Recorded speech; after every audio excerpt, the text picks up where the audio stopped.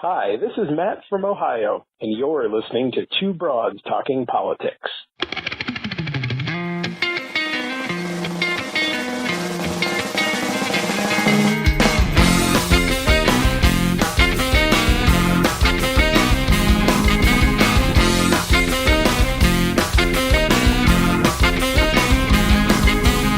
Are you listening? Hey everyone, this is Kelly with Two Broads Talking Politics, and I'm here in this segment with Aftab Pureval, who is the Hamilton County Clerk of Courts in Ohio and is running for the 1st Congressional District.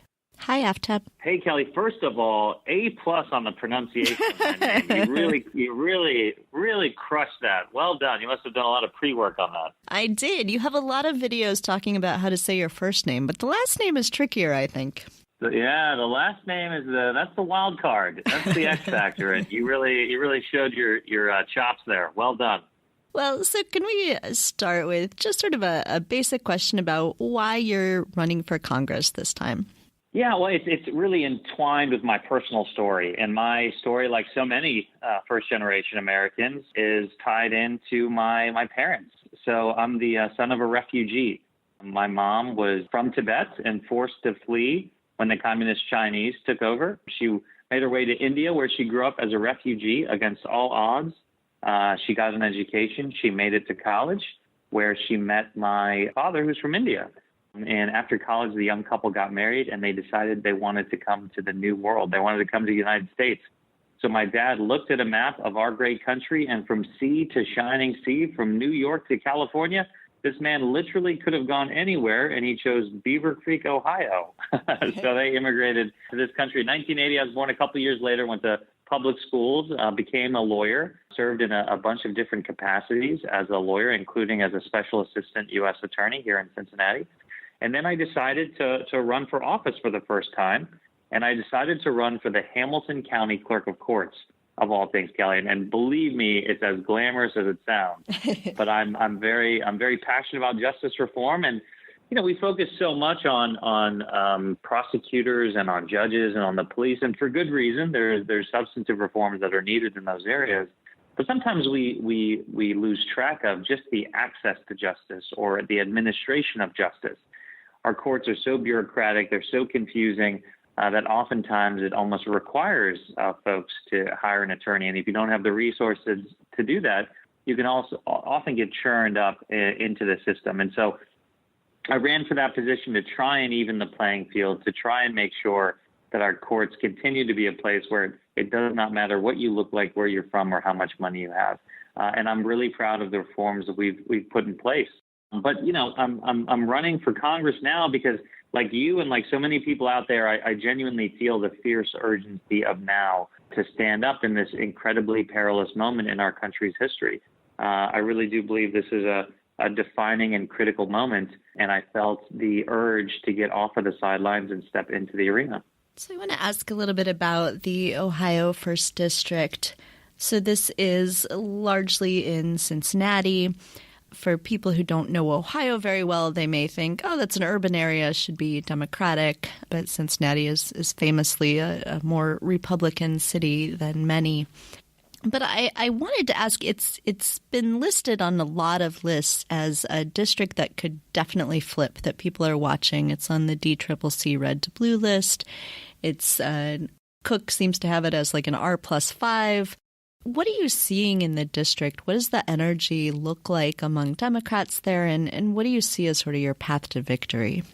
Yeah, I mean, the energy and the activism is extraordinary, but it's not siloed just into a Democratic Party or within progressives. It's what I've been inspired by most with this campaign is just how many first-time folks are coming to events or are making phone calls or are knocking on doors, because what I described in my first answer about that perilous moment, this critical time in our country's history, that's not a partisan statement. That is, without question, a statement that Republicans, Democrats, Independents, that everyone shares. People see, no matter what your political persuasion, they see what's going on in D.C., and it's just so utterly toxic. It's just so utterly broken. Special interest money has utterly corrupted our system of government. that it's really inspired a lot of folks, a new generation of folks who have been apathetic or dormant, to roll up their sleeves and get involved. And it's really extraordinary. It's really inspiring. Without question, this district was drawn to elect a Republican, without question. But because my opponent, Steve Chabot, has been in Congress for 22 years, over 2 decades, and has very little to show for it because he's been running for office for 40 years, and people have seen just no track record whatsoever of accomplishments, people in my district are eager for change. They're organizing for change, and I'm confident come November they will vote for change. Yeah, we'll have to put a map on our website of the 1st District because it's there are a lot of Ohio districts that are pretty bizarre looking, but this is definitely one of them.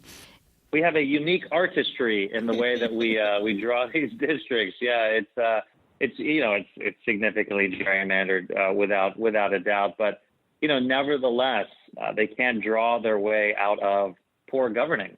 There are just too many people, Steve Chabot included, in Washington, D.C., who are just more interested in getting reelected than getting real results for the people of the district. So yeah, I really do believe this is the time to do it.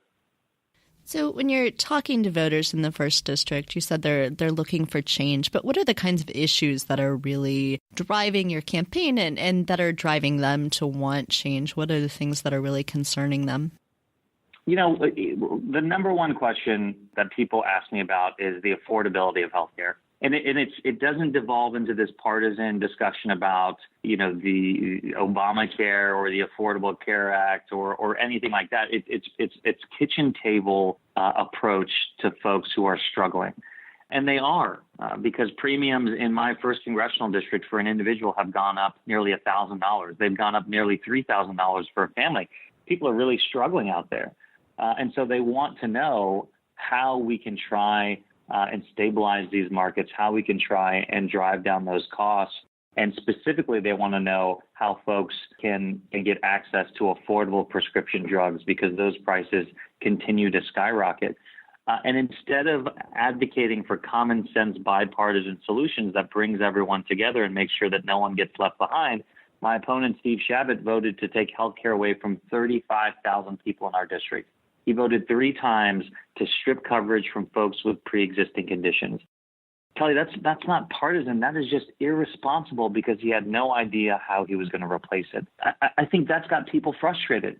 They see the partisan politics, the tribalism going on in D.C., and they want to wash their hands of it.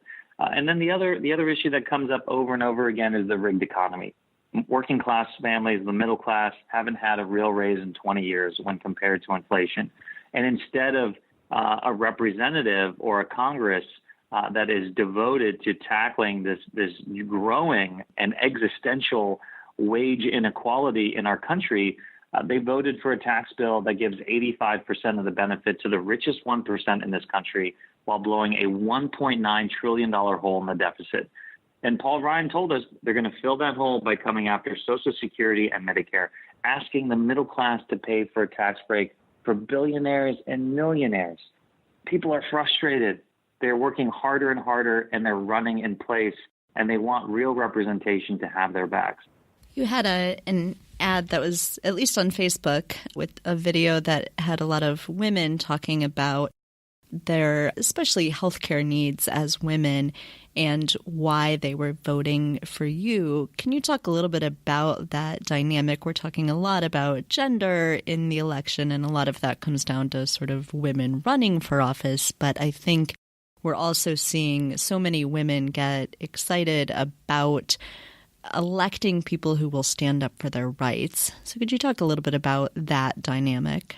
Of course, I'm proud of the fact that our campaign is led by women and it is overwhelmingly supported by women.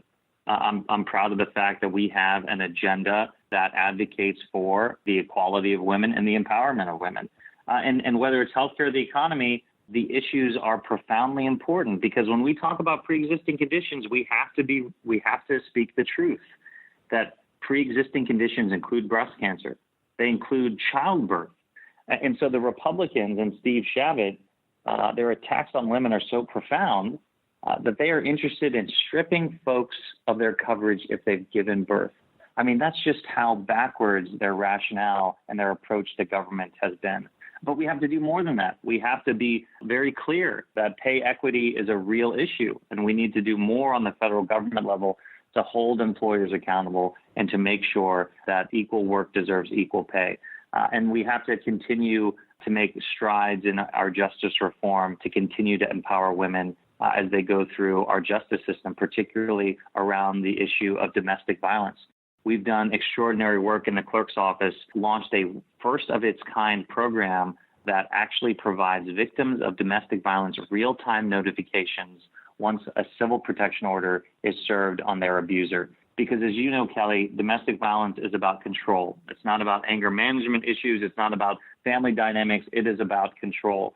And once that civil protection order is served on an abuser, he's made aware that he's losing control, and it's a very dangerous time for the victim. Because of our real-time notifications, we are actually keeping people safe and saving people's lives. That's the kind of creative, innovative approach I want to bring to D.C., to not just talk about these issues, but to actually implement policies that improve people's lives. One of the things we've been hearing a lot from candidates around Ohio, and we've talked to a lot of people in Ohio this cycle, is about education and sort of what's been happening at the state level in Ohio with ECOT and just budget problems. What are the kinds of things you think are important for somebody who is running for Congress to be thinking about with education, and the kinds of things you would like to see Congress be doing? Yeah, I mean, without question, if you're running for Congress, you have to know how critically important public education is. And this is personal to me because my parents immigrated to this country without knowing anyone, without having anything. And the reason why they were able to provide a life for my brother and I, give us a platform to ultimately have our own careers, was because of the incredibly strong public education that was available in our community.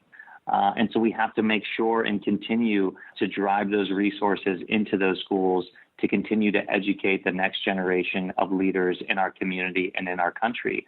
And unfortunately, what Republicans have been doing in the State House in Columbus and what they've been doing on the federal level of diverting resources away from teachers, away from students, away from our public schools, and into these for-profit charter schools is shameful, particularly when you see how utterly corrupt it is, wasting millions and millions of dollars from taxpayers to go to these for-profit schools that have no track record of success, that only have a track record of stealing money that should be going to these public schools. So, without question, the people of the 1st Congressional District know that if they send me to D.C., I will be a champion for public schools because I've lived it, because I understand personally how critically important it was to my own travel and path in order to find a career and ultimately succeed in that career. One of the other things that I think has been so exciting talking to people in Ohio is how much all of the Ohio candidates seem to be coming together and helping each other. And so I know that you and your team were helping with the special election for Danny O'Connor in the 12th. Could you talk a little bit about sort of what the Democratic Party, the Democratic coalition of candidates in Ohio looks like, or maybe even more broadly than Ohio, and what that might mean for this year's election? It's really exciting, and it's more, the congressional candidates are absolutely working together. Betsy Rader, Teresa Gasper, Ken Harbaugh, Rick Neal, Danny O'Connor, Jill Schiller, they're all, and so many others, they're all incredibly talented, working incredibly hard and making congressional districts that frankly shouldn't be competitive, not only competitive, but likely to turn blue. But it's really a statewide effort. We Democrats have been in the minority in the state house and in the state senate for years because of the just blatant gerrymandering that has gone on. We have a Democratic champion in Senator Brown leading the way for us. And we are really working together with the other statewide candidates, with the other congressional candidates, and with the other state house candidates, because we know that a single or lonely victory isn't going to do the job. We really do need to flood the zone with quality candidates in order to win up and down the ballot, which is why, I know so many Democrats in the state of Ohio are proud of the fact that every single state house race is being contested with a quality Democratic candidate. And we see that energy and that activism not only in the U.S. Senate races, the U.S. congressional races, but also in these lesser known